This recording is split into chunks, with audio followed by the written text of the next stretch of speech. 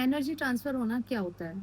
हमारी positive energy किस तरीके से दूसरे लोगों के साथ एक्सचेंज हो जाती है, और एनर्जी ट्रांसफर होने के बाद क्या साइन होते हैं कि हमें पता चलता है हमारी पॉजिटिव एनर्जी एक नेगेटिव एनर्जी के साथ एक्सचेंज हो चुकी है, और इस प्रॉब्लम से बाहर निकलने के लिए हमें क्या स्टेप अपनाने चाहिए, क्या करना चाहिए।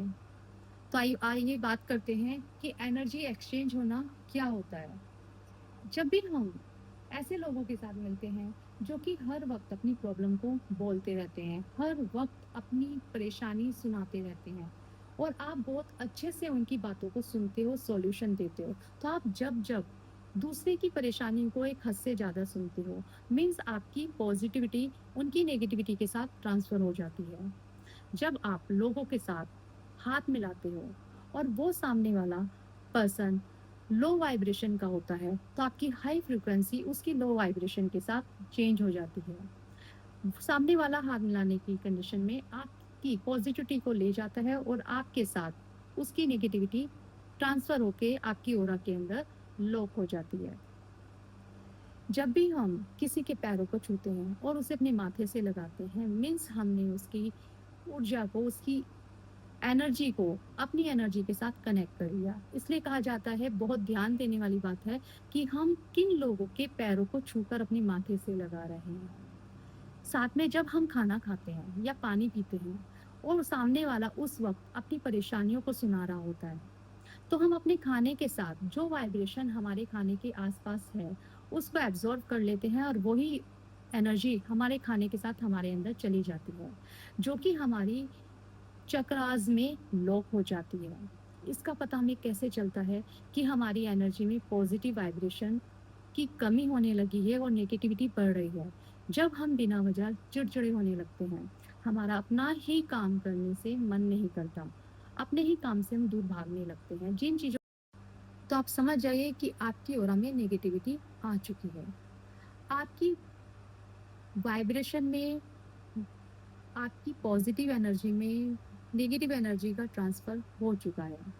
अब किस तरीके से हम अपनी ऑरा को, अपनी एनर्जी को फिर से कॉल बैक करें, किस तरीके से हम अपनी एनर्जी को फिर से पॉजिटिव एनर्जी के साथ चेंज करें, इसके लिए हमें कुछ स्टेप करने होंगे। हमें पानी में नमक डालकर शावर लेना होगा। जब भी हम बाहर से आते हैं या हम ऐसे लोगों से मिलकर आते हैं जो कि बहुत ज़्यादा नेगेटिव बातें जिनके साथ हमारी हुई, तो हमें घर में आने से पहले अपने लेफ्ट शोल्डर से 3 बार अपनी एनर्जी को, नेगेटिव एनर्जी को रिमूव करना होगा। हमें घर में एंट्री लेने से पहले ही बोलना होगा कि अगर मेरे साथ कोई नेगेटिव एनर्जी का कनेक्शन बना है, मेरे साथ कनेक्ट हुई है, तो मैं उसे अपनी ऑरा से 3 बार आपको उसको रिमूव करना होगा, झटकना होगा, और ये काम आपको घर में आने से पहले करना होगा। घर में आने के बाद आप नमक के पानी में 10 से 15 मिनट अपने पैरों को रखकर मेडिटेट कर सकते हैं, मेडिटेशन कर सकते हैं पानी में खड़े होकर, कि आप अपनी ऑरा के अंदर अब कोई भी नेगेटिव एनर्जी अगर आपके साथ कनेक्ट हुई है तो आपको उसको अपनी बॉडी से रिमूव कर रहे हैं। साथ में आपको, आप जो भी आपने सामने वाले से बात की है, आप उसके साथ अपनी एनर्जी को डिस्कनेक्ट कर सकते हो। आप मेडिटेशन कर सकते हो। मेडिटेशन में आप अपने अंदर इस तरीके से बात करेंगे कि उसने मेरे साथ जो भी बात की, जो भी उसकी नेगेटिव एनर्जी मैंने रिसीव की, मैं उसको अपनी ऑरा से डिस्कनेक्ट कर रहा हूँ। आप लाइट मेडिटेशन कर सकते हैं, जिसमें आप वाइट लाइट को महसूस कर सकते हैं कि एक वाइट लाइट यूनिवर्स की तरफ से आपकी तरफ आ रही है और आपकी ऑरा को क्लीन कर रही है।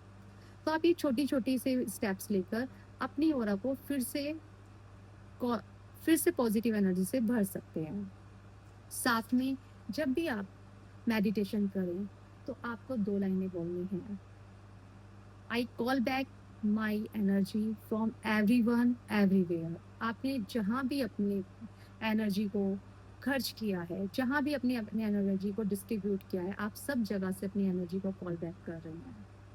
तो ऐसा करके हम फिर से अपनी एनर्जी को पॉजिटिव एनर्जी के साथ बदल सकते हैं, और आने वाले टाइम में हमें ध्यान देना होगा कि अब हमें फिर से अपनी एनर्जी को नेगेटिव पीपल के साथ डिस्ट्रीब्यूट नहीं करना है। तो ये छोटी-छोटी बातें ध्यान रखकर हम अपनी रोज़मर्रा की ज़िंदगी में अपनी पॉजिटिव एनर्जी को बैलेंस कर सकते हैं।